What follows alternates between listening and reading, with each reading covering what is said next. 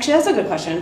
What does resilience feel like? I think the word resilience has a positive connotation, but when you're being resilient, it definitely does not feel positive. I think that's so beautiful. Being resilient doesn't feel resilient at all. It feels so messy. Another way of thinking about it is we also have not knowing and knowing. The space between not knowing something and knowing something is really painful, especially if you've fashioned yourself to be someone who's academically talented, because then it almost feels like your academic success or your identity as a smart person is tied to knowing. When you're in the space of that, it's really easy to want to exit something. So this has a name in my mind, right? It's called the learning space.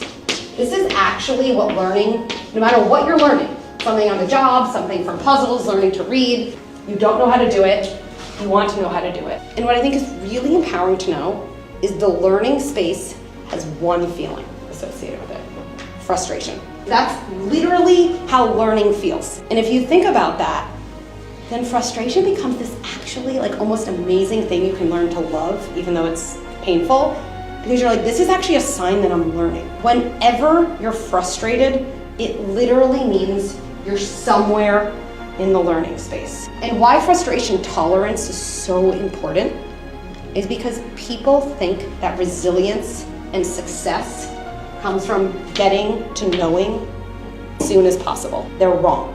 Resilience and success comes from the length of time you can just tolerate being in this space. The longer you can tolerate being here, the more you will ride this, and the more you'll eventually come here.